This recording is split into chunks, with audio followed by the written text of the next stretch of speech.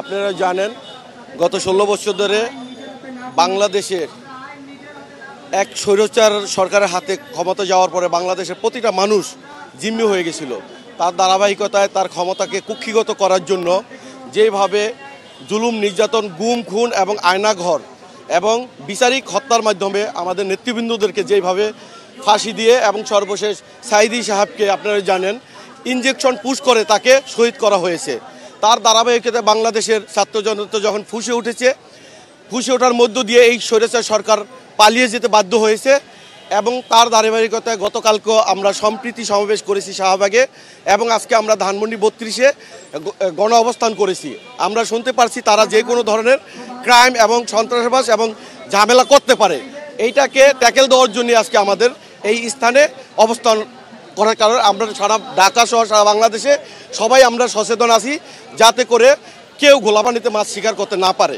এই জন্য আমরা এই জায়গায় সহ অবস্থানে আছি আর কি। আজকে আমাদের বিশেষ কোনো কর্মসূচি ওরকম ইয়াতে নেই। আমরা গতানুগতিক যে সাধারণত যে বর্তমানে যে শাসন ব্যবস্থা বা বর্তমান যে ট্রাফিক কাঠামো, এই জিনিসটা এখনও আমাদের এখন পর্যন্ত পুনর্নির্মাণ হয়নি। রাষ্ট্র কর্তৃক এই বিষয়টা উদ্যোগ নেওয়া হয়েছে, কিন্তু আমরা রাজপথে যে অরাজকতার ইয়াটা দেখতেছি, এটা আমরা ছাত্ররা মিলে চেষ্টা করতেছি যে আমাদের রাজপথ কেন্দ্রিক যাতে কোনো অপ্রীতিকর ঘটনা না ঘটে।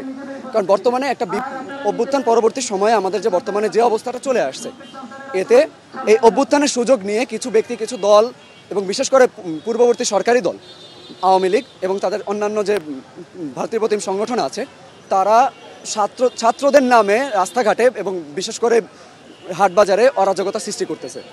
আমরা সেই সাথে আরও একটা জিনিস জানতে পেরেছি যে আজকে তারা 15 আগস্ট শেখ মুজিবুর রহমানের মৃত্যুবার্ষিকী উপলক্ষে তারা নিজেরা একত্রিত হওয়ার চিন্তা করেছে এবং আমরা আশঙ্কা করছি এই একত্রিত হওয়াটা পুনরায় তাদের ফ্যাসিবাদী, আমরা পূর্বেও তাদের দেখেছি তারা পুনরায় ফ্যাসিবাদী কার্যক্রম তারা চালিয়ে যাচ্ছিল।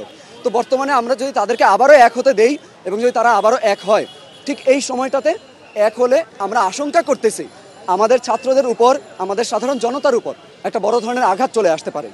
এই আঘাত, এই চক্রান্ত রুখে দিতে আমরা ছাত্ররা গতকাল রাত থেকেই, আমরা গতকাল সারাদিন থেকে বলা যাচ্ছে আমরা আমাদের এই রাস্তায় অবস্থান নিচ্ছি।